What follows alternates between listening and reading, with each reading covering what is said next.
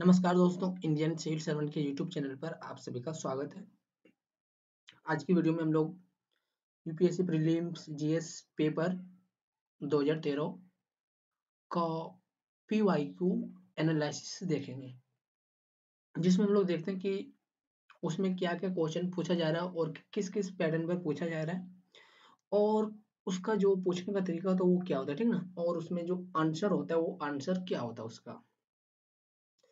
तो 2013 का जो पेपर है उसका पार्ट 1 हमने तो कंप्लीट कर दिया।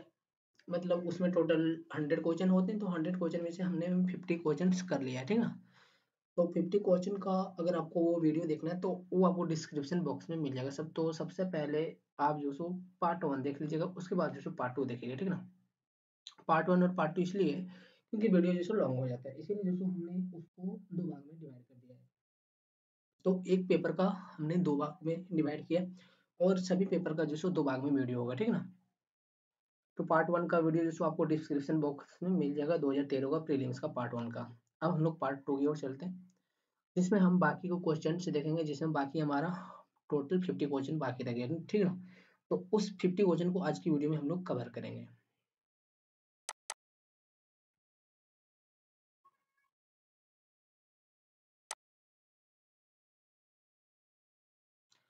तो देखिए हमने प्रीवियस वाले वीडियो में जो सो 50 नंबर तक कंप्लीट कर दिया है। अब जो सो हम इससे आगे आज की वीडियो में टोटल 100 करेंगे इसको, ठीक ना? टोटल 100 होता है तो आज की वीडियो में इसको 100 कंप्लीट कर लेंगे।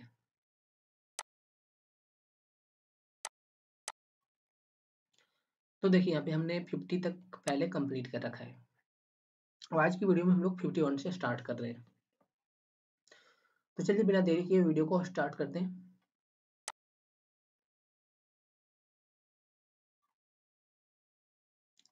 तो देखिए 50 नंबर क्वेश्चन में क्या पूछा जा रहा है। तो इसमें बोला जा रहा है निम्नलिखित कथनों पर विचार कीजिए, जिसमें आपसे सवाल पूछा जा रहा है लोक लेखा समिति से, ठीक ना? संसद की जो लोक लेखा समिति होती है उससे उसके संदर्भ में यहाँ पर क्वेश्चन पूछा जा रहा है। अब इसमें देखिए यहाँ पे क्या पूछा जा रहा है, पहले यहाँ पे देख लीजिए। पूछा गया है कि उपयुक्त कथनों में से कौन से कथन सही है, ठीक है ना? तो चलिए देखते हैं हम यहाँ पे ऑप्शन की ओर। तो पहले ऑप्शन में क्या बोला गया कि लोकसभा की अधिकतम 25 सदस्यों से गठित होती है। क्या चीज? लोक लेखा समिति, ठीक ना? और ये किसकी समिति? तो ये लोकसभा की समिति, लोक लेखा समिति। तो इसमें बोल रहा है कि लोकसभा की अधिकतम 25 सदस्यों से गठित होती है, गलत बात है, ठीक है ना?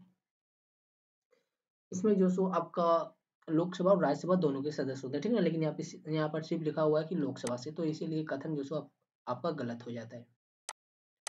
फिर यहाँ पे सेकंड नंबर कथन पे बोला जा रहा है कि सरकार के विनियोग तथा वित्त लेखाओं की जांच करती कौन? लोक लेखा समिति। किसकी जांच करती है? सरकार के विनियोग, ठीक ना? मतलब सरकार ने किसकी जगह पे अपना विनियोग किया है, किस जगह पे अपना पूरा निवेश किया, उसकी जांच करता है। और जो वित्त से संबंधित जांच होती है इसकी भी जांच करता है कौन? लोक लेखा समिति। तो ये कथन सही है। फिर थर्ड नंबर में क्या बोला जा रहा है? तो थर्ड नंबर में बोला जा रहा है भारत के नियंत्रक महापरीक्षक की रिपोर्ट की जांच करती कौन? लोक लेखा समिति। तो आपसे सवाल ऐसा भी पूछा जा सकता है किसी वर्ष की लोक लेखा समिति का जो रिपोर्ट होता है उसकी जांच कौन करता है, ठीक है ना? तो लोक लेखा की समिति की रिपोर्ट जो होती है उसकी जांच करने का अधिकार जो सो होता है महानियंत्रक के पास, ठीक है ना? भारत की महालेखा नियंत्रक के पास। और यही जो सो लोक लेखा समिति की जांच करती है, ठीक है ना? तो ये बात यहाँ पे बिल्कुल सही है। तो 2 और 3 कथन सही है, इसीलिए यहाँ पे आपका कोड बी सही हो जाएगा।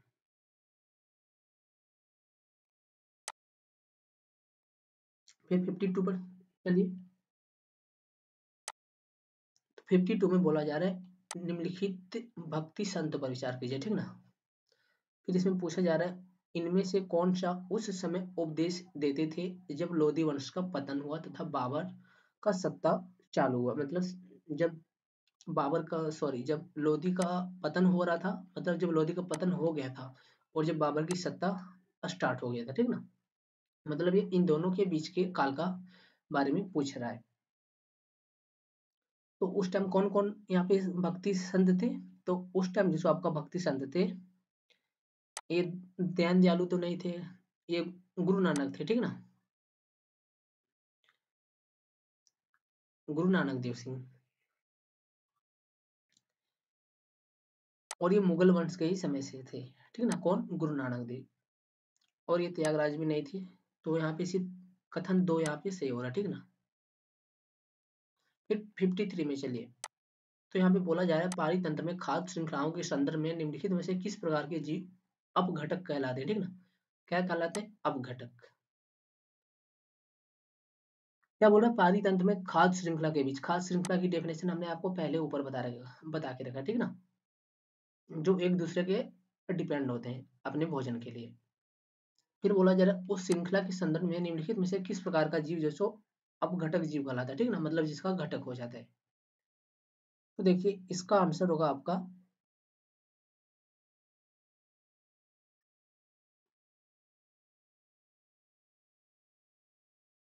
कवक और जीवाणु, ठीक ना, कवक और जीवाणु का जो अपघटक हो जाता है प्रकृति में। बाकी इसका अपघटक नहीं होता विषाणु का, वायरस का। तो यहाँ पे जो आपका कूट बी से हो जाएगा। फिर 54 की ओर चलिए, तो 54 में बोला जा रहा है कि संसार के सर्वाधिक महत्वपूर्ण मत्स्य क्षेत्र उन क्षेत्रों में पाए जाते हैं, ठीक ना।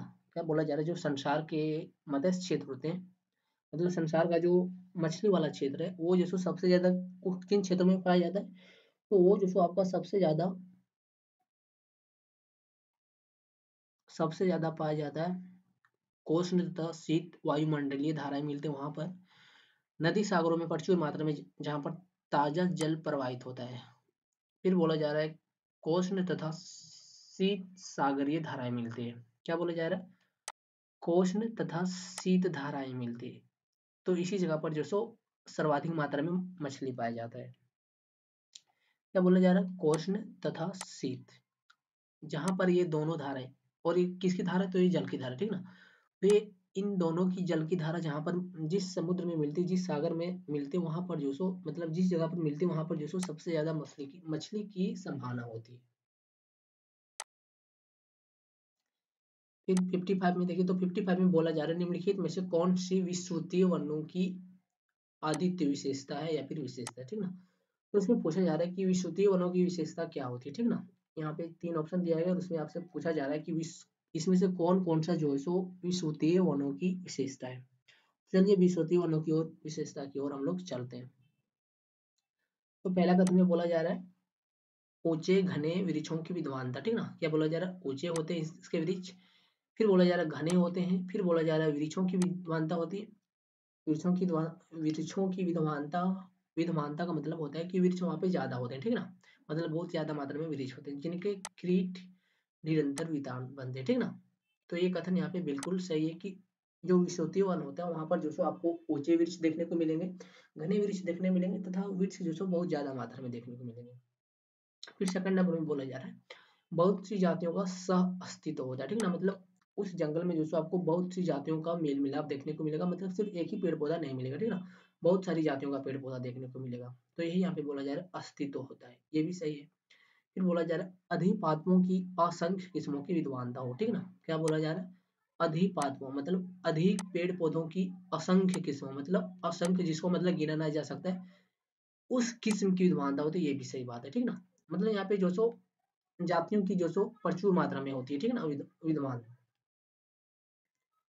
तो इसीलिए यहाँ पे तीनों कथन सही हो गया, तो यहाँ पे कोटि डी से हो जाएगा। अब हम लोग 56 की ओर तरफ चलते हैं। बोला जा रहा है निम्नलिखित में से कौन से पूंजीगत लेखा की रचना करता है। किसकी बात कर रहे हैं, पूंजीगत लेखा। अब देखिए पूंजीगत लेखा की रचना की बात कौन कर रहा है, विदेशी ऋण। तो ये सही बात है। सॉरी। फिर यहाँ पे बोला जा रहा है प्रत्यक्ष विदेशी निवेश, ये भी होता है। फिर निजी, तो ये निजी नहीं होता, ठीक ना, पोर्टफोलियो निवेश ये भी होता है। निजी इसलिए होता है क्योंकि निजी से जो आप व्यय करते हैं, निजी से जो आप निवेश करते हैं, उससे आपको सिर्फ खुद का फायदा होता है, ठीक ना। आपको उससे किसी देश की जीडीपी में उससे फायदा नहीं होता है, देश की पूंजीगत व्यवस्था में उससे फायदा नहीं होता है, देश की पूंजीगत लेखा में उससे फायदा उसको ज्यादा नहीं होता। लेकिन जब विदेशी ऋण होता है, जो प्रत्यक्ष विदेश निवेश होता है, और जो पोर्टफोलियो निवेश होता है इससे जो सो देश को फायदा होता है, इसी को जो सो पूंजीगत लेखा में शामिल किया जाता है। तो 1 to 4 कुड बी। अब 57 की तरफ चलिए, 57 की तरफ। तो 57 में क्या बोला जा रहा है, निम्नलिखित ऐतिहासिक स्थलों पर विचार कीजिए, जिसमें आपको ऐतिहासिक स्थल कुछ दिए गए हैं, ठीक ना। और इसमें से आपको जो सो यहाँ पे चूज करने के लिए क्या बोल रहा है, उपयुक्त स्थलों में से कौन सी भित्ति चित्रकला के लिए भी जाना जाता है, ठीक ना। मतलब जो भित्ति चित्रकला मतलब जो दीवारों में चित्रकला हुई है, तो इसमें आपका कौन कौन सा है, अजंता की गुफाएं हैं। तो अजंता की गुफाएं में अब जब जाओगे तब वहां फिर आपको देखने को मिलेगा कि वहां की दीवारों में जो सो आपको चित्र देखने को मिलेंगे, ठीक ना। तो वहां पर आपको जो सो भित्ति चित्रकला का उदाहरण देखने को मिल जाएगा। फिर लेपाक्षी मंदिर, ठीक ना। तो लेपाक्षी मंदिर में भी आपको जो सो दीवारों में चित्रकला देखने को मिलेगी, ठीक ना। फिर सांची का स्तूप, तो ये स्तूप है जनरली, ठीक ना। तो स्तूप में जैसे आपको यहाँ पे देखने को नहीं मिलेगा कोई चित्रकला वगैरह। तो 1 और 2 सही हो गया, कुट भी।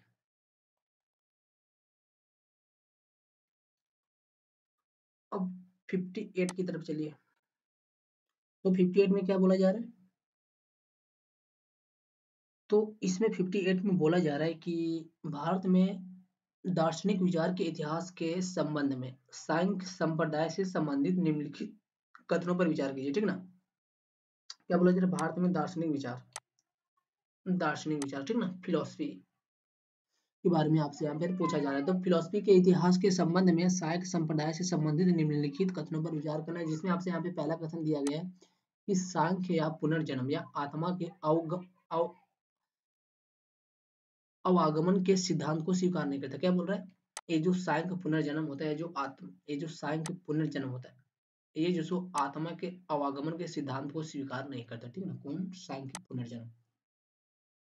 फिर दूसरे नंबर कथन पर क्या बोला जा रहा है, तो दूसरे नंबर कथन पर बोला जा रहा है सांख्य की मान्यता है कि आत्मा जो सो ज्ञान ही मोक्ष की ओर ले जाता है, ठीक ना। मतलब जो आत्मज्ञान होता है वही जो सो मोक्ष की ओर ले जाता है। कौन, आत्मज्ञान वही मोक्ष की ओर ले जाता है, ना कि ब्रह्म ज्ञान उसके ऊपर प्रभाव डालता है। तो इसमें से पूछा जा रहा है कि कौन सा कथन सही है भारत की दार्शनिक विचार के संबंध में। तो इसमें से जो सो आपका कथन है वो आपका सही है, सिर्फ केवल दो। सांख्य की मान्यता है कि आत्मज्ञान है, ठीक ना। मतलब जो मनुष्य का अपना ज्ञान होता है, जो आत्मिक ज्ञान होता है, वही जो सो उसको जो सो ब्रह्म प्रभाव की ओर ले जाता है, ठीक ना। यही कथन सिर्फ सही है। अब 59 की ओर तरफ चलिए। तो 59 में क्या बोला जा रहा है, तो 59 में बोला जा रहा है भारत के संदर्भ में संसदीय शासन प्रणाली में निम्नलिखित में से कौन से सिद्धांत संस्थागत रूप में निहित है, ठीक ना। संस्थागत रूप में निहित है मतलब जो संस्था के रूप में निहित है संसदीय शासन प्रणाली के संदर्भ में। तो यहाँ पर बोला जा रहा है पहले कथन में कि मंत्रिमंडल के सदस्य संसद के सदस्य होते हैं, ठीक है ना। क्या बोला जा रहा है, मंत्रिमंडल के सदस्य संसद के सदस्य होते हैं। ये बात सही है कि मंत्रिमंडल का जो सदस्य होता है वो संसद के ही सदस्य होते हैं, ठीक ना। फिर सेकंड नंबर ऑप्शन में बोला जा रहा है कि जब तक मंत्रियों को संसद का विश्वास प्राप्त रहता है तब तक वे अपने पद पर बने रहते हैं। सही बात है, जब तक मंत्री को जो सो अपने संसद का विश्वास प्राप्त रहता है, ठीक ना, तभी तक जो सो अपने पद पर बने रहते हैं। जैसे ही जो सो उसका अविश्वास प्रस्ताव पारित होएगा तब जो सो उसको अपने पद से इस्तीफा देना पड़ेगा और सरकार जो सो गिर जाएगी। तो ये भी सही है। फिर थर्ड नंबर में बोला जा रहा है राज्य का अध्यक्ष ही मंत्रिमंडल का अध्यक्ष होता है। क्या बोला जा रहा है, राज्य का अध्यक्ष ही मंत्रिमंडल का अध्यक्ष होता है। गलत बात है। अब देखिए यहाँ पे तीसरा कथन गलत हो गया, तो यहाँ पे बोला जा रहा था सही उत्तर चुनिए। तो 1 और 2 सही हो गया, तो केवल 1 सही हो गया इसका। फिर 60 नंबर की ओर चलिए। तो बोला जा रहा है महाद्वीपों के अंतः स्थों का वार्षिक ताप, ठीक ना, वार्षिक ताप परिसर तटीय क्षेत्रों की अपेक्षा अधिक होती है। इसका क्या कारण है।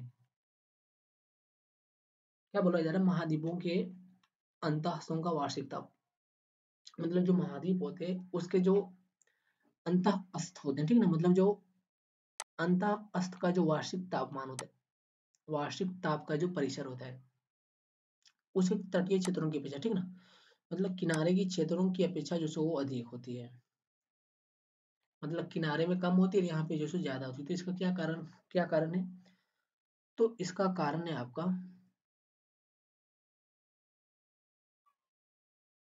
भूमि और जल के बीच तापीय अंतर, ठीक ना।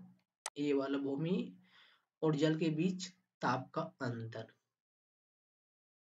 बाकी महाद्वीपीय महाद्वीपों और महासागरों के बीच तुंगता में अंतर गलत है। फिर बोला जा रहा अंतःस्थों में तेज पवनों की विद्यमानता। फिर बोला जा रहा तटों की अपेक्षा अंतःस्थों में होने वाली भारी वर्षा गलत है। तो सिर्फ ये सही हो जाएगा।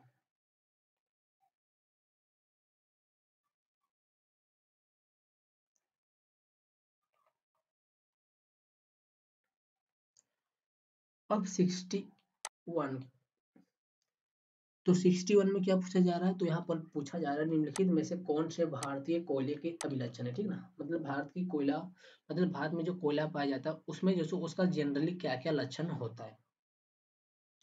बोला जा रहा है उच्च भस्म अंश, ठीक ना, उच्च भस्म अंश। तो ये भारतीय कोयले की ही लक्षण होती, उच्च भस्म अंश। फिर दूसरा बोला जा रहा है निम्न सल्फर अंश, ठीक ना, मतलब सल्फर का कम अंश पाया जाता है, ये भी सही है। फिर बोला जा रहा है निम्न भस्म संगलन तापमान, ये गलत है। सही कोड का सही उत्तर, तो सही कोड का सही उत्तर कोट ये है। अब 62 की तरफ चलिए। तो यहाँ पर 62 की तरफ पूछा जा रहा है कि भारत की लेटेराइट मिट्टी के बारे में निम्नलिखित में से कौन से कथन सही है, ठीक ना। जो भारत में लेटेराइट मिट्टी जनरली पाया जाता है उत्तर भारत के क्षेत्र में, जैसे जनरली जो सो ये आपको झारखंड उड़ीसा में ज्यादा देखने को मिलेंगे, ठीक ना। झारखंड छत्तीसगढ़ उड़ीसा की क्षेत्रों में। तो यहाँ पे बोला जा रहा है कि जो लेटेराइट मिट्टी होता है उसके बारे में कौन सा कथन सही है। नीचे देखिए कोड का प्रयोग सही होता है, ठीक ना, मतलब सही कथन यहाँ पे कौन सा है। तो बोला जा रहा है वे साधारणतः लाल रंग की होती है, ये बात सही है। लाल लेटेराइट मिट्टी का ही नाम है, दूसरा नाम लाल रंग, लाल मिट्टी। फिर बोला जा रहा है वे नाइट्रोजन और पोटास से समृद्ध होते हैं, ये बिल्कुल गलत बात है, ठीक ना। इसमें जो नाइट्रोजन और पोटास की मात्रा बहुत ज्यादा नहीं पाई जाती, ठीक ना, बहुत कम मात्रा में पाई जाती है। नाइट्रोजन और पोटास की मात्रा जिसको पाई जाती है वो आपका पाई जाती है ह्यूमस मिट्टी में, ठीक ना, मतलब जो गंगा के मैदानों में पाई जाती है। फिर थर्ड नंबर में बोला जा रहा है उनका राजस्थान और उत्तर प्रदेश में अच्छा विकास हुआ है, ये भी गलत है, ठीक ना। उत्तर प्रदेश में जो सो सबसे ज्यादा आपको वहां पे मिलेगी, उत्तर प्रदेश में आपको ह्यूमस मिट्टी, ठीक ना, मतलब जो गंगा गंगा के मैदानों गंगा गंगा के नदियों में जो बहाकर मिट्टी लाई जाती है उसको जो सो ह्यूमस मिट्टी बोला जाता है। और उत्तर प्रदेश में लगभग जो सो आपको वही मिट्टी देखने को मिलेगी, ह्यूमस मिट्टी। फिर राजस्थान में तो आपको वहाँ पे पता ही है कि वहाँ पे बंजर है, तो वहाँ पे ये लाल मिट्टी नहीं देखने को मिलेगी, तो इसलिए ये कथन गलत हो गया। फिर यहाँ पे बोला जा रहा है कि इन मिट्टियों में टेपियोका और काजू की अच्छी उपज होती है, ये बात सही है। इन मिट्टियों में लेटेराइट मिट्टी में। तो 1 और 4 सही हो गया, तो 1 और 4 सही हो गया, कोड सी सही हो गया। फिर 63 की तरफ चलिए। तो 63 में बोला जा रहा है निम्नलिखित कथनों पर विचार कीजिए, ठीक है ना। अब 63 में देखिए क्या पूछा जा रहा है। सो बोला जा रहा है पहला कथन दिया गया है कि प्राकृतिक गैस गोंडवाना संस्तरों में पाई जाती है, ठीक है ना। किसके संस्तरों में? गोंडवाना, वही झारखंड और छत्तीसगढ़ वाला क्षेत्र में, ठीक ना। तो ये गलत है। फिर बोला जा रहा है कि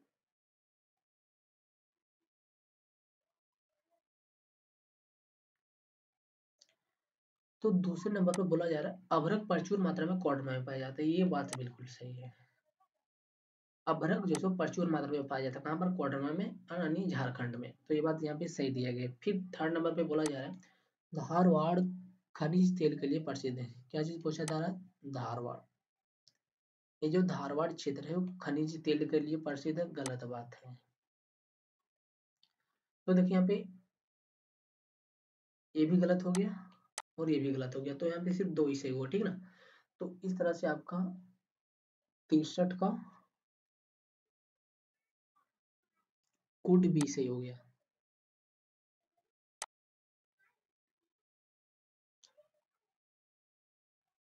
अब यहाँ पे 64 नंबर की ओर चलिए। यहाँ पे 64 नंबर में पूछा जा रहा है निम्नलिखित फसलों पर विचार कीजिए। फिर यहाँ पे बोला गया कपास है, मूंगफली है, धान है, गेहूं। फिर इनमें से पूछा जा रहा है कौन सी खरीफ की फसलें हैं, ठीक ना, कौन सी खरीफ की फसलें हैं। तो इसमें से खरीफ की फसलें कौन है, तो देखिए इसमें खरीफ की फसलें हमारा कपास है, मूंगफली है, धान भी है, गेहूं नहीं है, ठीक ना। गेहूं जो सो खरीफ की फसल नहीं है। तो गेहूं खरीफ की फसल नहीं है, तो 1 2 और 3 सही हो गया, तो कुट सी सही हो गया।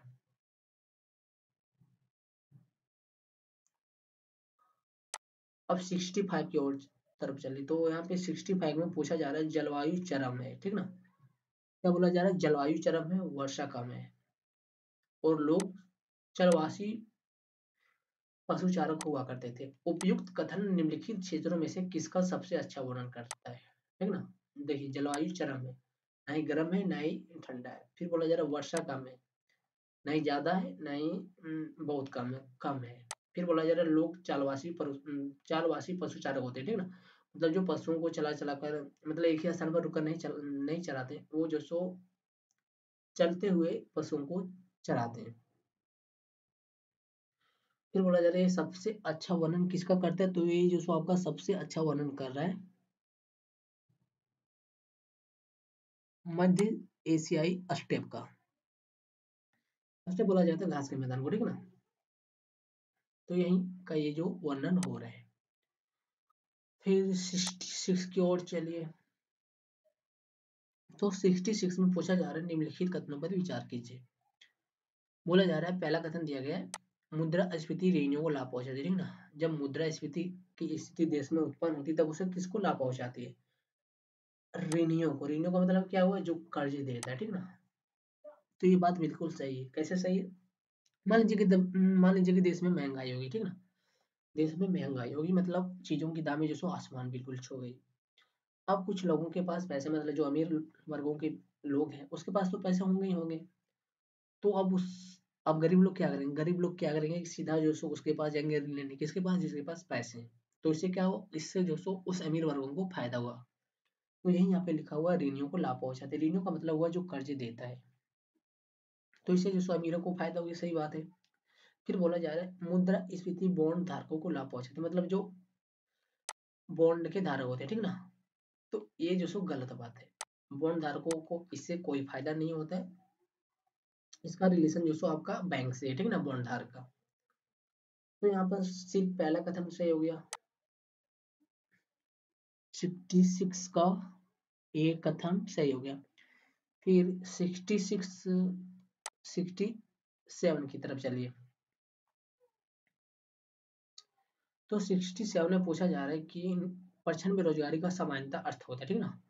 परिच्छन बेरोजगारी का सामान्यतः अर्थ क्या होता है, तो इसका अर्थ होता है लोग बड़ी संख्या में बेरोजगार रहते हैं, वैकल्पिक रोजगार उपलब्ध नहीं है। फिर बोला जा रहा है श्रमिक की सीमांत उत्पादकता शून्य। फिर बोला जा रहा है श्रमिकों की उत्पादकता नीचे है। तो यहाँ पर कोट नंबर सी सही है।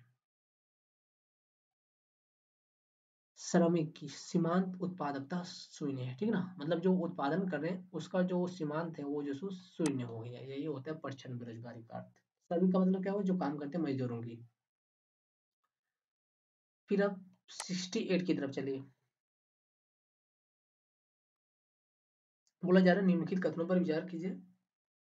पहला कथन दिया गया है केंद्र में मंत्रिपरिषद।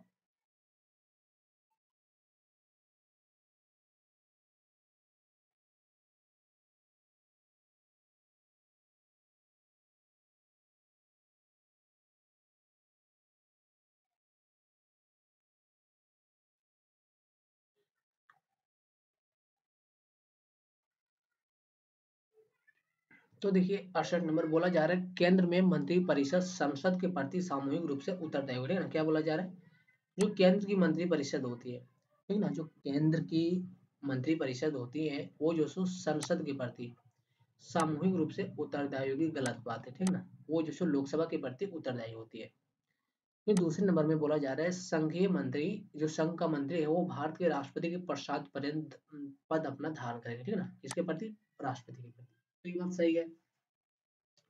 इसकी बात हो रही तो ये जो सो संघ की मंत्री की बात हो रही, संघीय संघ का जो मंत्री मतलब जो केंद्र का मंत्री है वो जो सो भारत के राष्ट्रपति के पश्चात पर्यंत अपना पद धारण करते हैं। इसका मतलब क्या हुआ? इसका मतलब हुआ कि राष्ट्रपति जब चाहेंगे तब उसको जो सो हटा देंगे, और राष्ट्रपति उसको कब हटाएंगे? तो राष्ट्रपति उसको तभी हटा सकते हैं जब राष्ट्रपति को ये आभास हो जाएगा कि उसका जो सो लोकसभा में विश्वास नहीं रहा है, ठीक ना, लोकसभा में उसके खिलाफ जो सो अविश्वास का प्रस्ताव पारित हो गया, तब जो सो राष्ट्रपति उसको अपने पद, उसके पद से हटा देंगे। तो यही होता है कि राष्ट्रपति के पश्चात पर्यंत पद धारण करेंगे, ठीक ना। तो ये सही बात है। फिर थर्ड नंबर में बोला जा रहा है विधि निर्माण हेतु प्रस्ताव के बारे में प्रधानमंत्री राष्ट्रपति को सूचित करेंगे, ठीक ना। क्या बोल रहा है? विधि निर्माण हेतु, ठीक ना, मतलब कानून के निर्माण हेतु प्रस्ताव के बारे में प्रधानमंत्री राष्ट्रपति को सूचित करेगा, सही बात है। तो यहाँ पे देखिए 2 और 3 नंबर का जो कथन है वो हमारा सही हो गया, ठीक ना। तो 2 नंबर और 3 नंबर कुल भी सही हो गया इस तरह से। अब क्वेश्चन नंबर 69 की ओर चलिए। तो 69 में पूछा जा रहा है कि निम्नलिखित कथनों पर विचार कीजिए, और यहाँ पे पूछा गया कौन से कथन सही। तो यहाँ पे पहला कथन दिया गया राष्ट्रीय विकास परिषद योजना आयोग का एक ही अंग है, गलत बात है। योजना आयोग जो एक नीति आयोग का अंग है, ठीक ना। फिर बोला जा रहा है दूसरे नंबर कथन पर कि आर्थिक और सामाजिक योजना को भारत के संविधान की समवर्ती सूची में रखा गया, ठीक ना। किसको? जो आर्थिक और सामाजिक योजना है, ठीक ना, इसको जो सो भारत के संविधान की समवर्ती सूची में रखा गया, बिल्कुल सही बात है, ताकि जो सो केंद्र भी इसके ऊपर काम कर सके और राज्य भी इसके ऊपर काम कर सके। क्योंकि ये जो सो आर्थिक और सामाजिक कल्याण की बात हो रहा है, तो इसीलिए जो सो इसके ऊपर दोनों को काम करना चाहिए, इसीलिए जो सो इसको समवर्ती सूची में रखा गया। फिर बोला जा रहा है थर्ड नंबर कि भारत का संविधान यह विहित करता है कि पंचायतों को आर्थिक विकास एवं सामाजिक न्याय की योजना बनाने का कार्यभार दिया जाना चाहिए। क्या बोला जा रहा है? भारत का संविधान यह विहित करता है कि पंचायतों को आर्थिक विकास एवं सामाजिक न्याय की योजना बनाने का कार्यभार दिया जाना चाहिए, ये सही बात है, ठीक ना। भारत का संविधान कब से ये वर्णित करता है? तो संविधान संशोधन के द्वारा ये जो प्रस्ताव जोड़ा गया था, जब भारत में जो सो स्थानीय स्वशासन की व्यवस्था लागू की गई थी, तभी जो सो उसको ये राइट दिया गया था। तो सही बात है, 2 नंबर और 3 नंबर कोट बी यहाँ पे सही हो गया, ठीक है ना, 2 नंबर और 3 नंबर। फिर 17 नंबर में देखिए क्या बोला जा रहा है। तो यहाँ पे 17 नंबर में बोला जा रहा है कि निम्नलिखित कथनों पर विचार कीजिए। तो यहाँ पे पहला कथन दिया गया राज्यसभा का सभापति, ठीक है ना, किसका? राज्यसभा का जो सभापति होता है तथा उपसभापति उस सदन के सदस्य नहीं होते, ठीक है ना। क्या बोला जा रहा है? राज्यसभा का सभापति, राज्यसभा का सभापति तथा उपसभापति, सभापति और उपसभापति उस सदन के सदस्य नहीं होते, किस सदन के? राज्यसभा के। तो ये जो सो आपका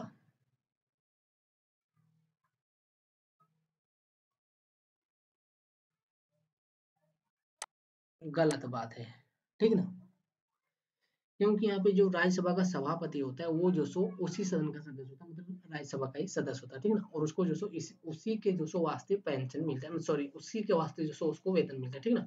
क्योंकि आपको पता होगा कि राज्यसभा का जो सभापति होता है वही जो सो उपराष्ट्रपति भी होता है, ठीक ना, तो उसको उपराष्ट्रपति के नाते वेतन नहीं मिलता, उसको जो सो सभापति के नाते ही वेतन मिलता है। तो इसीलिए यहाँ पे ये कथन गलत हो गया।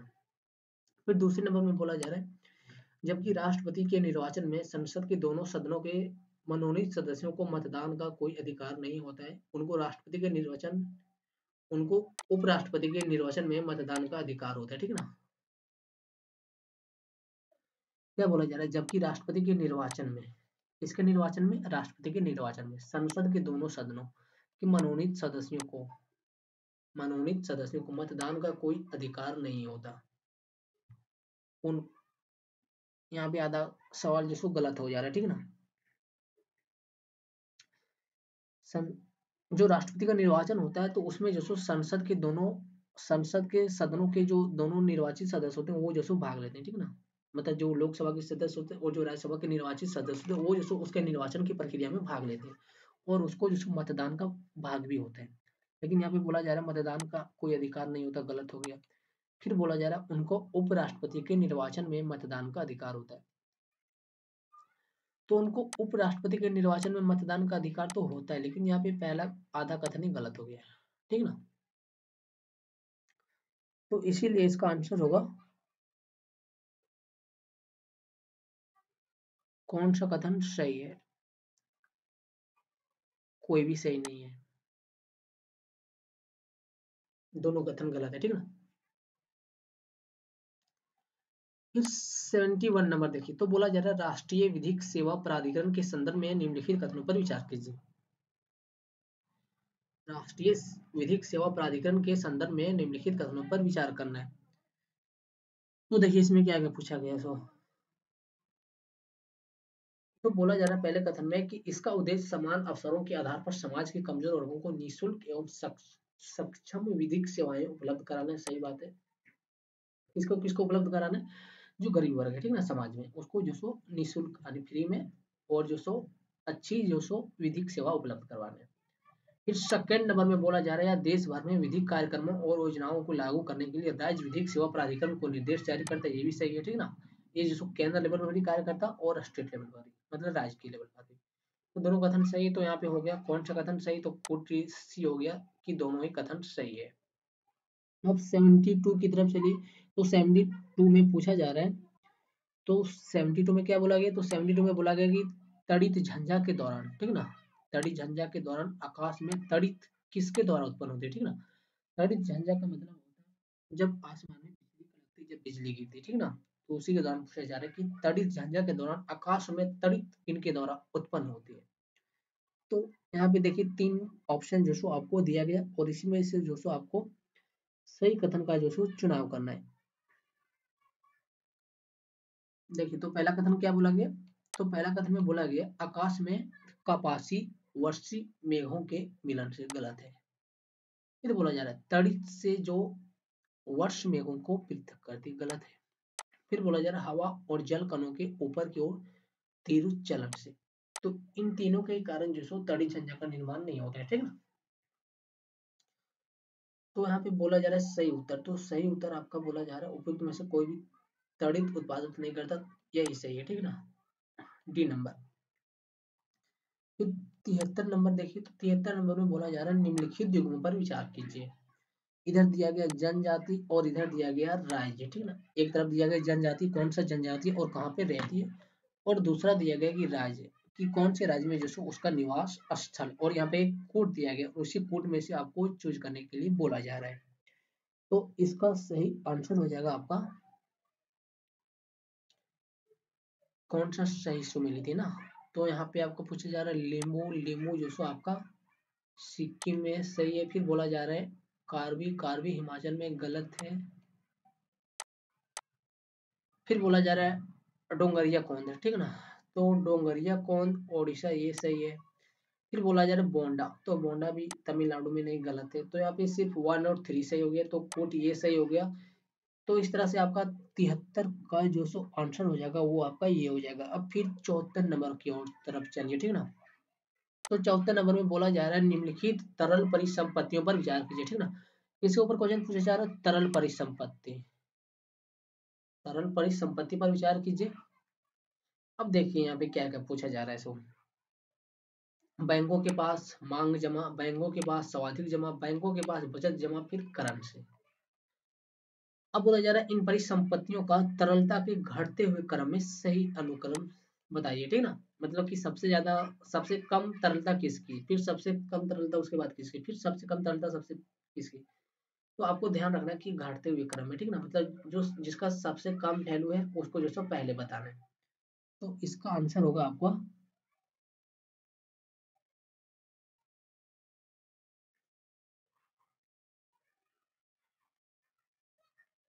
तो सबसे कम वैल्यू जो सो इसका आपका होता है करेंसी का, सॉरी, घटते हुए क्रम पूछा जा रहा है, ठीक ना। तो सबसे ज्यादा वैल्यू होता है आपका करेंसी का, करेंसी का मतलब नोट का, ठीक है ना, आदमी मतलब जो कागज का नोट होता है। फिर सबसे उसके बाद कम वैल्यू होता है, मतलब उसके बाद वैल्यू होता है बैंकों के पास जो मांग जमा है, ठीक ना। फिर उसके बाद वैल्यू होता है बैंकों के पास जो स्वाधिक जमा है, फिर उसके बाद जमा होता मतलब सबसे कम वैल्यू होता है बैंकों के पास जो बचत जमा है, ठीक ना। तो सबसे ज्यादा तरलता किसकी होती, तो याद रखना कि सबसे ज्यादा तरलता होती करेंसी की, ठीक है ना, नोट की, कागजी नोट की।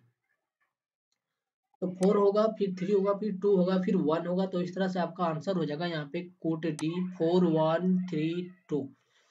अब 75 की तरफ चलिए। तो 75 में पूछा जा रहा है भारतीय अर्थव्यवस्था के संदर्भ में खुला बाजार प्रचलन किसे निर्दिष्ट करता है, ठीक है ना। क्या बोला जा रहा है, भारत की अर्थव्यवस्था के संदर्भ में इकोनॉमी के क्षेत्र में खुला बाजार, ओपन इकोनॉमी, ठीक है ना, ओपन मार्केट किसको निर्दिष्ट करता है, तो ये आपका निर्दिष्ट करता है अनुसूचित बैंकों द्वारा आरबीआई से, अनुसूचित बैंकों द्वारा आरबीआई से लेना गलत बात है। फिर बोला जा रहा है वाणिज्य बैंकों द्वारा उद्योग और व्यापार क्षेत्रों को ऋण देना गलत बात है। फिर बोला जा रहा है आरबीआई द्वारा सरकारी प्रतिभूतियों का क्रय और विक्रय करना, ठीक है ना, किसके द्वारा, आरबीआई द्वारा सरकारी का जो प्रतिभूति उसको खरीदना और बेचना। तो ये यहाँ पे आपका सही आंसर है। अब 76 की तरफ चलिए। तो 76 में क्या बोला जा रहा है, तो 76 में बोला जा रहा है भारत में बैंकों द्वारा प्राथमिक क्षेत्र ऋण दान से तात्पर्य किसको ऋण देने से है। भारत में बैंकों द्वारा प्राथमिक क्षेत्र ऋण दान से, ठीक है ना, जब प्राथमिक क्षेत्र को बोला जाता है कि ऋण दिया गया बैंकों द्वारा, तो उसका क्या मतलब होता है, तो उसका मतलब होता है कृषि को, लघु उद्योग को, दुर्बल वर्ग को, उपयुक्त सभी को। सही बात है। प्राथमिक क्षेत्र का मतलब क्या हुआ, मतलब जो कृषि हो गया आपका, मतलब जो उत्पादन करने का कार्य कर रहा है, ठीक है ना, मतलब जो कच्चे क्षेत्र, कच्चे, मतलब आप सीधा सीधे समझे यहाँ पे कि जो प्राथमिक क्षेत्र होता है, द्वितीय क्षेत्र होता है, तृतीय क्षेत्र होता है, उसकी बात कर रहा है, ठीक है ना। और प्राथमिक क्षेत्र का यहाँ पर 3 उदाहरण दिया गया, ठीक है ना। प्राथमिक क्षेत्र का क्या उदाहरण है, कृषि भी है प्राथमिक क्षेत्र का उदाहरण, छोटे वर्ग भी है, या फिर छोटे उद्यम भी है, या फिर लघु उद्योग भी है, या फिर लघु माइक्रो भी है, फिर दुर्बल वर्ग भी, जैसे प्राथमिक वर्ग में ही आते हैं, ठीक है ना। तो इसीलिए जो है यहाँ पे आपका आंसर सभी होगा, ठीक है ना, उपयुक्त सभी। अब 77 में देखिए। तो 77 में बोला जा रहा है भारत में निम्नलिखित उद्योगों में से कौन सा एक पानी का सबसे बड़ा उपभोक्ता है, ठीक है ना। क्या बोला जा रहा है कि भारत में निम्नलिखित उद्योगों में से कौन सा एक पानी का सबसे बड़ा उपभोक्ता है, मतलब भारत में कौन सा ऐसा उद्योग है जो पानी का सबसे बड़ा खपत कर रहा है, ठीक है ना, मतलब पानी का सबसे ज्यादा खपत कर रहा है वो उद्योग। तो वो कौन सा उद्योग है, तो वो जो आपका उद्योग है ताप का शक्ति, ठीक है ना, ताप शक्ति का उद्योग, याद रखना है। फिर बोला जा रहा है 78 में बोला जा रहा है जननांकीय लाभांश के पूर्ण लाभ को प्राप्त करने के लिए भारत को क्या करना चाहिए, ठीक है ना। मतलब जो जननांकीय होता है उसका, उसके पूर्ण रूप से लाभ को प्राप्त करने के लिए, ठीक है ना, भारत को क्या करना चाहिए, तो उसके लिए जैसे भारत को क्या करना चाहिए, तो यहाँ पे आप बोल सकते हैं कि कुशल विकास को प्रोत्साहन देना चाहिए, ठीक है ना, और अधिक सामाजिक सुरक्षा योजना को प्रारंभ दें, शिशु मृत्यु दर में कमी करना चाहिए। तो इसका सही आंसर यही होगा, ठीक है ना, कुशल विकास को प्रोत्साहन देना चाहिए। फिर 79 की तरफ चली। तो 79 में क्या बोला जा रहा है, तो 79 में बोला जा रहा है कि भारत के सांस्कृतिक इतिहास के संदर्भ में नृत्य एवं नाट्य कला की एक मुद्रा जिसे त्रिभंग कहा जाता है, ठीक है ना। क्या बोला जा रहा है, नृत्य एवं कला की एक मुद्रा जिसे त्रिभंग कहा जाता है, प्राचीन काल से आज तक भारतीय कलाकारों को अति प्रिय रही है। निम्नलिखित में से कौन सा एक कथन इस मुद्रा को सर्वोत्तम रूप से वर्णित करती है, किसकी बात हो रही, त्रिभंग कला की, त्रिभंग नाट्य कला की। अब देखिए इसका आंसर क्या होगा। सो तो पहला कथन बोला जा रहा है एक पाँव मोड़ा जाता है और देह थोड़ी, क्या बोला जा रहा है, एक पाँव मोड़ा जाता है और शरीर भी थोड़ी मोड़ी जाती है, किंतु विपरीत दिशा में कटी एवं ग्रीवा पर चक्र की जाती है, ठीक है ना। तो आप देखते होंगे बचपन में आपके पास एक, जिसको बच्चे लोग बोलते हैं, जिसमें आपका आता है पेंसिल वगैरह, स्केल वगैरह, जिसको बॉक्स बोला जाता है, ठीक है ना। तो उस बॉक्स के ऊपर आपका आता है नटराज का प्रतीक, ठीक है ना, नटराज का प्रतीक आपने देखा होगा, उसी की बात हो रही है यहाँ पे। ऐसे रहता है, ऐसे रहता है, ऐसे हाथ थोड़े मुड़ा रहता है, ऐसे थोड़ा हाथ मुड़ा रहता है, और यहाँ पे शरीर थोड़ी टेढ़ी रहती है। तो यही इसका बात होता है, और इस चक्र पे खड़ा रहता है ये मूर्ति, ठीक है ना, और इसके चारों तरफ जैसे चक्र रहता है। तो इसी का बात हो रहा है, ये सही कथन है। अब चलिए क्वेश्चन नंबर 80 की तरफ। तो क्वेश्चन नंबर 80 में क्या बोला जा रहा है, तो क्वेश्चन नंबर 80 में आपका बोला जा रहा है एनी बेसेंट, ठीक ना। तो देखिए आंदोलन से संबंधित क्वेश्चन आ गया, कांग्रेस की प्रथम महिला अध्यक्ष। तो एनी बेसेंट से क्या सवाल पूछा गया, बोला जा रहा है होम रूल आंदोलन प्रारंभ करने के लिए उत्तरदायी था कौन, एनी बेसेंट, सही बात है। फिर बोला जा रहा है कि यहाँ पे थियोसॉफिकल सोसाइटी की संस्थापिका थी,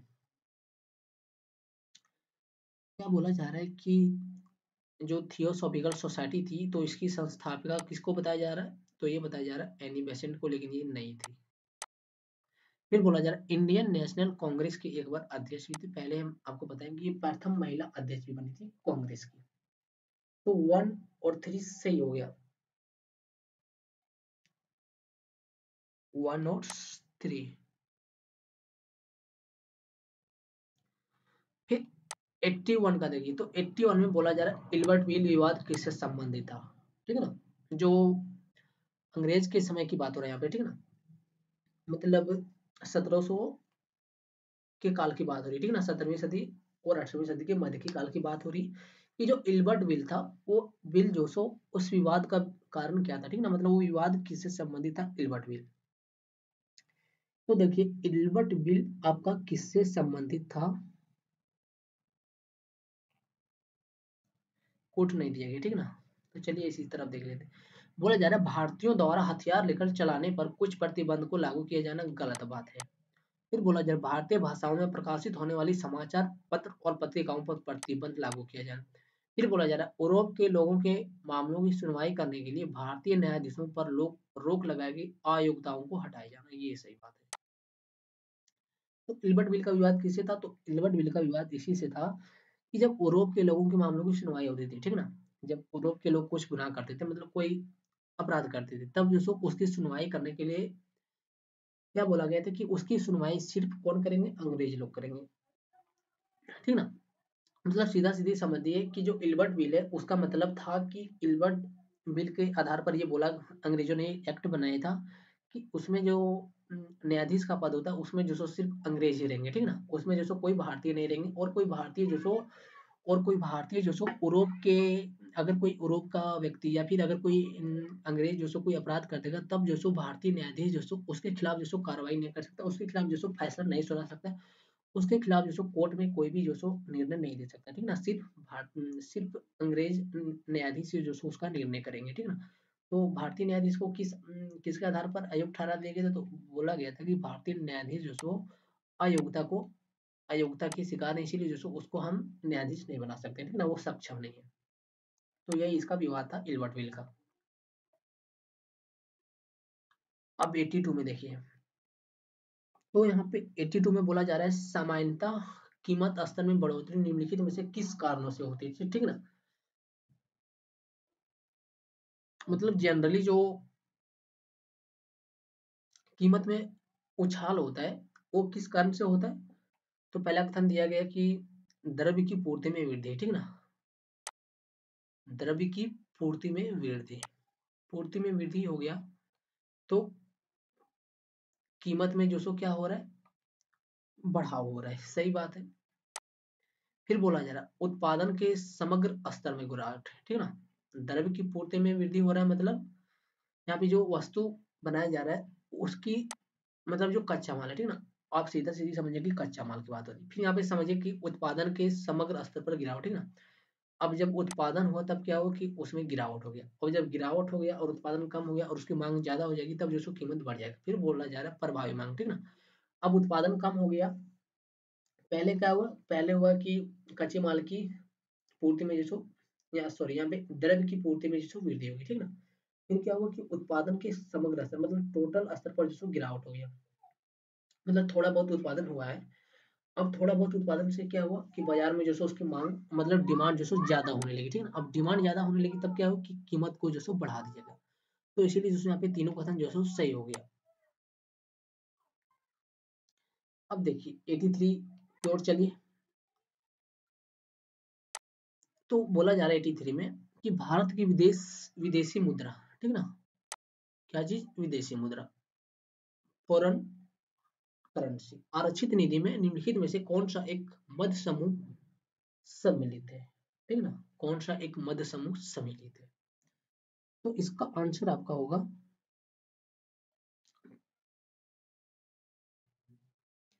पहले कथन में क्या बोल रहा है कि विदेशी मुद्रा जो सो परिसंपत्ति विशेष आहरण अधिकार एसडीआर तथा विदेशों से ऋण, गलत है। फिर बोला जा रहा है विदेशी मुद्रा परिसंपत्ति भारतीय रिजर्व बैंक द्वारा धारित स्वर्ण तथा विशेष आहरण अधिकार, ये सही बात है।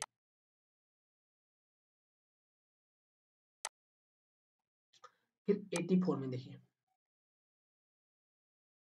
तो 84 में क्या बोला जा रहा है कि बोला जा रहा है निम्नलिखित में से किस एक माप का निम्नलिखित में से किस एक निम्नलिखित में से किस एक का अपने प्रभाव में सर्वाधिक अस्फीतकारी होने की संभावना, ठीक है ना।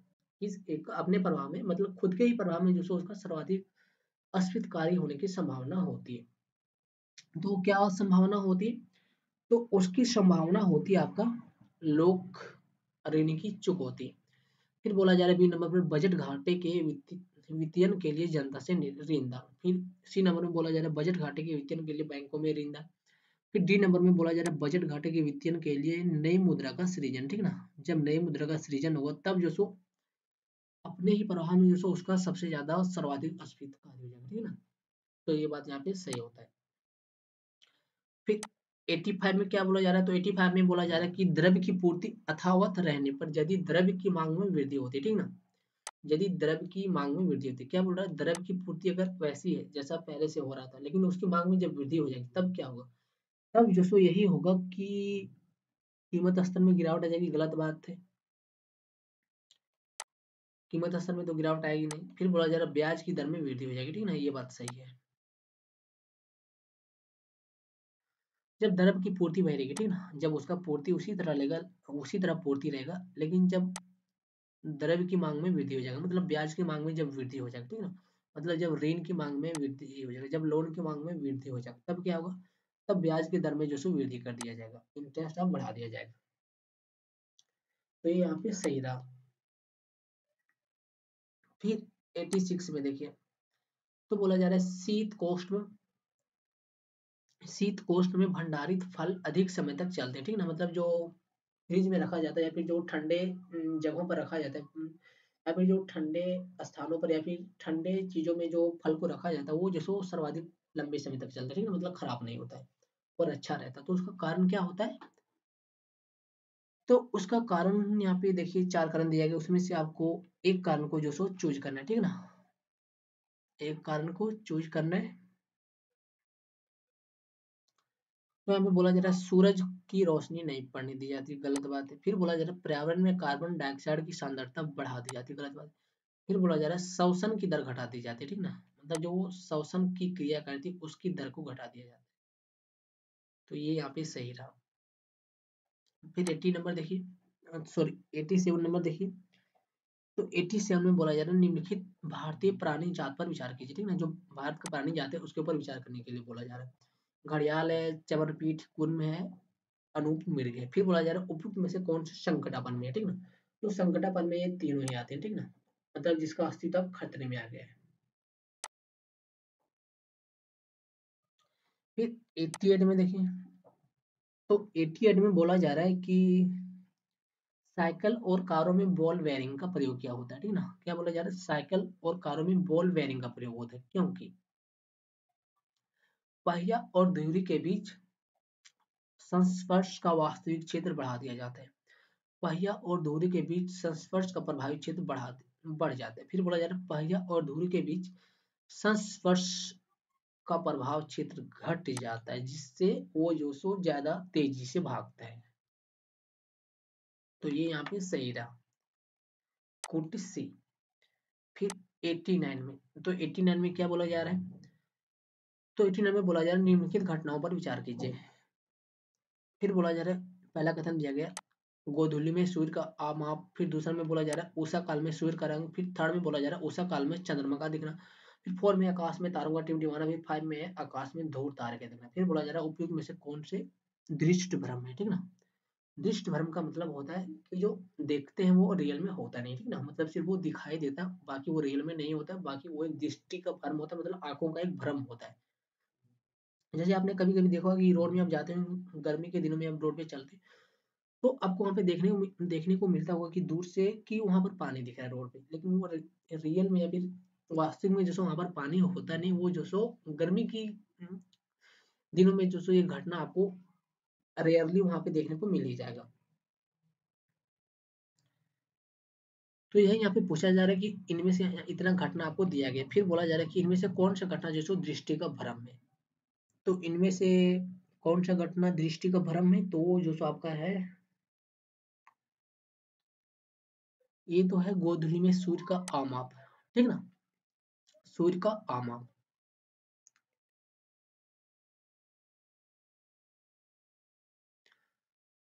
फिर यहाँ पे उषा काल में सूर्य का रंग, ठीक ना, मतलब ठंडों के दिनों में जब सूर्य का रंग आप देखते होंगे तब।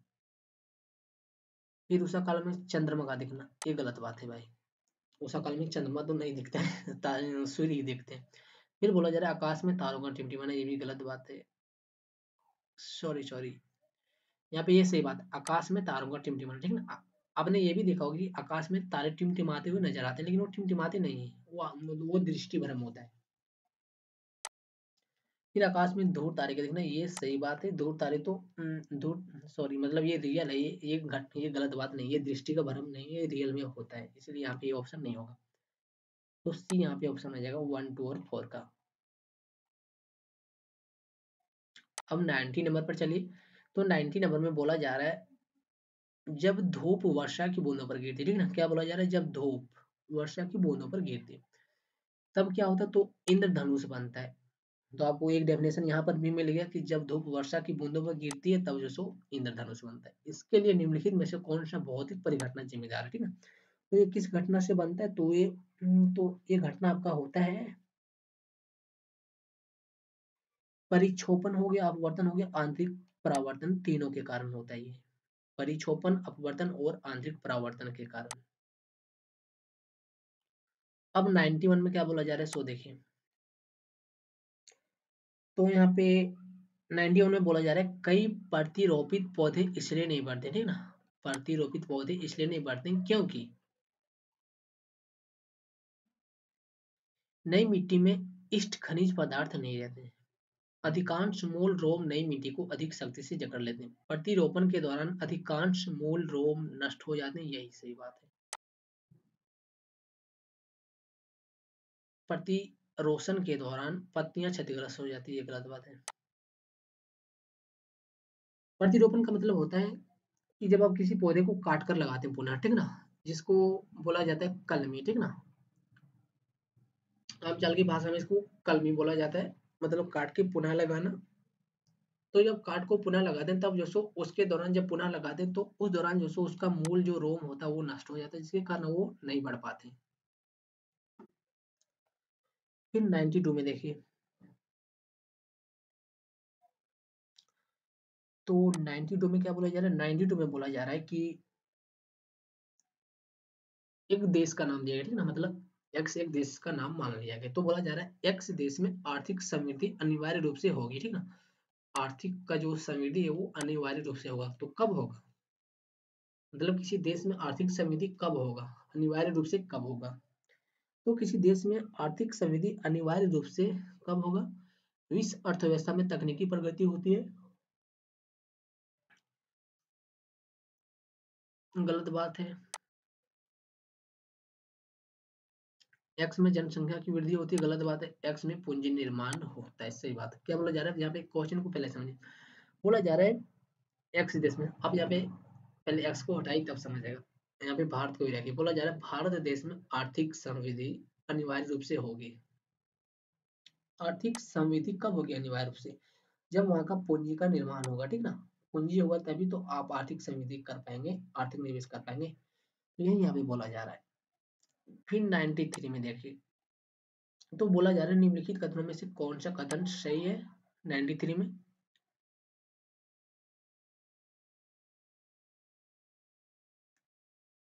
तो पहला कथन दिया गया है विषाणु में ऊर्जा उत्पादन के लिए आवश्यक एंजाइम नहीं होते हैं। जो विषाणु होता है उसमें ऊर्जा का उत्पादन के लिए आवश्यक, मतलब जो नेसेसरी एंजाइम होता है वो नहीं होता है, सही बात है।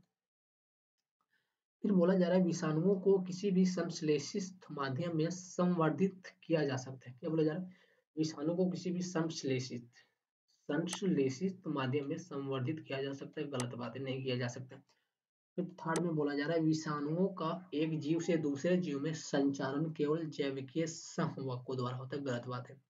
किसके द्वारा बात हो रही, केवल जैविकीय संवाहकों द्वारा, ठीक ना। तो ये गलत बात है। विषाणुओं का प्रसार जो आपको हर जगह देखने को मिलेगा और हर हर तरह से आपको होने को मिलेगा, देखने को मिलेगा, ठीक ना। आप कोविड का उदाहरण ले लीजिए कि आपका इसका प्रसार जो सो कैसे कैसे हो गया।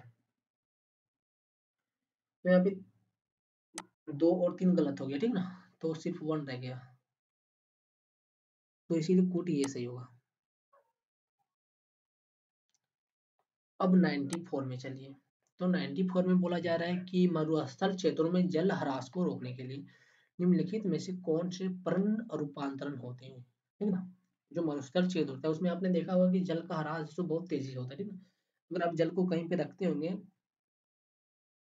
जल को कहीं पे रखने का मतलब हुआ कि कहीं पे आप जमीन पे उसको डालते होंगे, ठीक है, तो वहां पे जो सो तेजी से जल सोख हो जाते हैं।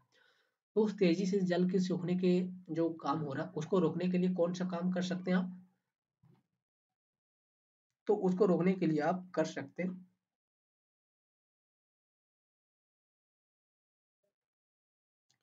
कठोर एवं मोमी पर्ण सही, लघु पर्ण अथवा पर्णहिता पर्ण की जगह काटे, तीनों ही सही है, ठीक ना। इन तीनों के द्वारा आप रूपांतरण कर सकते हैं और वहां पे मरुस्थल का जो क्षेत्र है वहां पर जो सो जल की ह्रास को रोक सकते हैं। तो कोड डी सही हुआ, ठीक ना। फिर 95 में चलिए।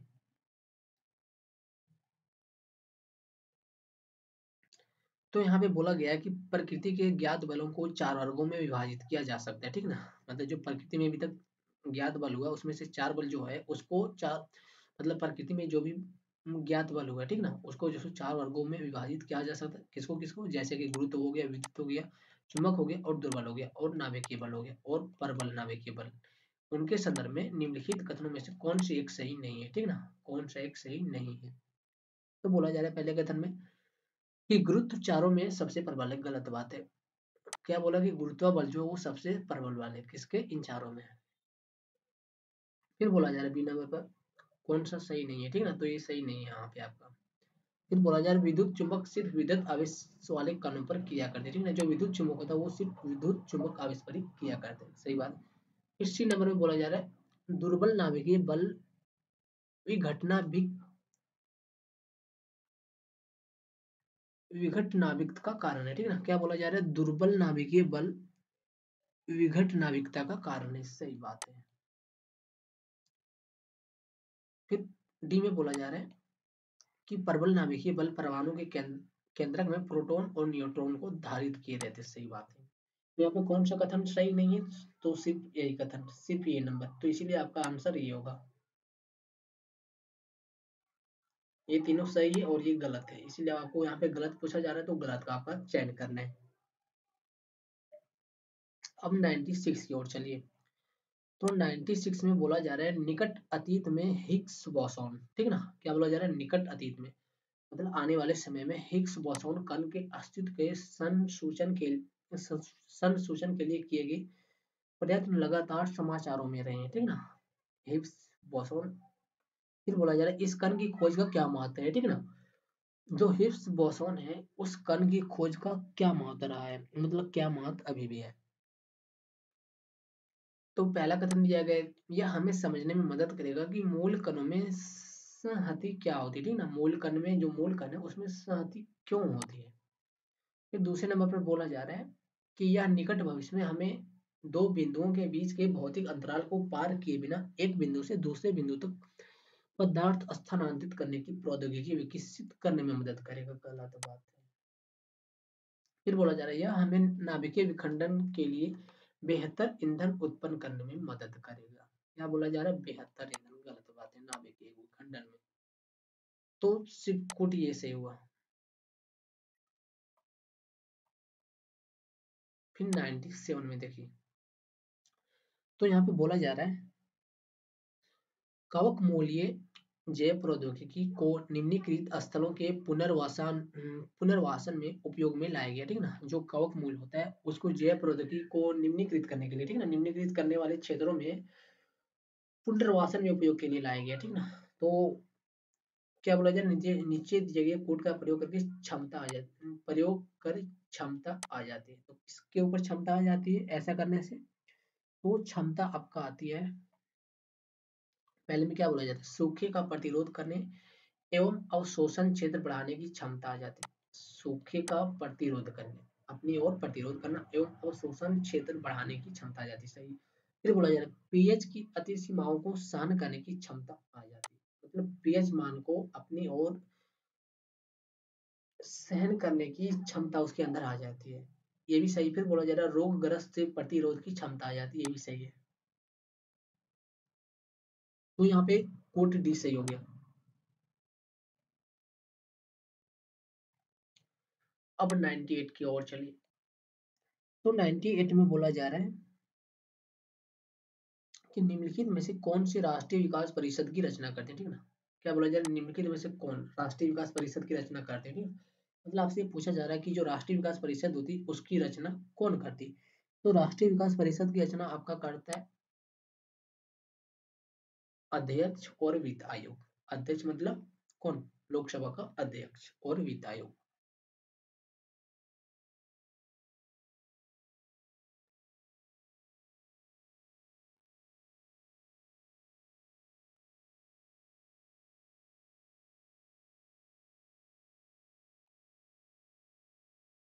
सॉरी, यहाँ पे कुट चूज करने के लिए बोला गया ना, तो ये ऑप्शन यहाँ पे आपका नहीं होगा, ठीक है ना। कुट चूज करने के लिए आपको यहाँ पे बोला गया, तो कुट में आपका होगा प्रधानमंत्री। प्रधानमंत्री के बाद आपका होगा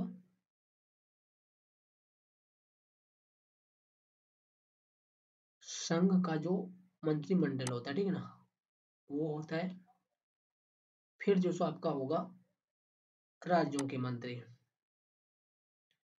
तो किसकी बात हो रहा है, राष्ट्रीय विकास परिषद। तो इसमें किसकी किसकी मतलब इसका जो सो रचना किसके किसके द्वारा होता है, तो इसका रचना होता है प्रधानमंत्री के द्वारा, संघ की मंत्रिमंडल के द्वारा, और राज्य के मुख्यमंत्री के द्वारा, ठीक है ना, मतलब सभी राज्यों के मुख्यमंत्री के द्वारा। इसकी रचना तीन लोगों से मिलकर होती है, प्रधानमंत्री, संघ के मंत्रिमंडल के द्वारा, और राज्यों के मुख्यमंत्रियों के द्वारा। तो यहाँ पे कोट आपका सही होगा 1, 3 और 4 के द्वारा। फिर 99 में देखिए बोला जा रहा है किसी दी गई अवधि के लिए एक देश की राष्ट्रीय आय, ठीक ना, किसी दी गई अवधि के लिए एक देश की राष्ट्रीय आय क्या होगी। तो किसी दी गई अवधि के लिए देश की राष्ट्रीय आय नागरिकों द्वारा उत्पादित वस्तुओं और सेवाओं के कुल मूल्य के बराबर होगी। गलत है। फिर बोला जा रहा है कुल उपभोग और निवेश। गलत है। फिर बोला जा रहा है सभी व्यक्तियों की व्यक्तिगत आय के। फिर बोला जा रहा है उत्पादित अंतिम वस्तुओं और सेवाओं में मौद्रिक मूल्यों के बराबर होगी। सही है। फिर 100 नंबर का देखिए। तो 100 नंबर में क्या बोला जा रहा है, ये हमारा लास्ट क्वेश्चन है, ठीक है ना। बोला जा रहा है ग्रामीण परिवार के निम्नलिखित में से कौन सीधी ऋण सुविधा प्रदान करता है, ठीक है ना। मतलब जो ग्रामीण का परिवार होता है, ग्रामीण लोगों का परिवार, जो ग्रामीण परिवार होता है उसमें उसमें से कौन से सीधे ऋण की प्राप्ति करता है। तो उसमें से ऋण की प्राप्ति सीधे तरीके से कौन कर रहा है, तो वो जो सो क्षेत्रीय ग्रामीण बैंक कर रहा है। मतलब क्षेत्रीय ग्रामीण बैंक ही जो सो ग्रामीण लोगों को ऋण की सुविधा दे रहा है, ठीक है ना। फिर फिर आपका इसमें होगा कृषि और ग्रामीण विकास के लिए राष्ट्रीय बैंक, ये नहीं होगा। भूमि विकास बैंक ये भी दे रहा है सीधे तौर पर, तो कोट सी सही होगा। कोट सी सही होगा। तो देखिए ये हमारा जो सो कंप्लीट हो गया, ठीक है ना। 2013 का हमारा कंप्लीट हो गया।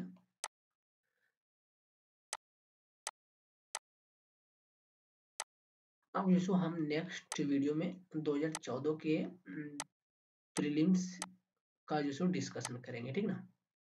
2013 का हमारा कंप्लीट हो गया। तो नेक्स्ट वीडियो में हम जो सो 2014 का पेपर डिस्कशन करेंगे। तो आज की वीडियो को अब यहीं समाप्त करते हैं, मिलेंगे फिर हम लोग नेक्स्ट वीडियो में। तब तक के लिए जो सो आप सभी को जय हिंद।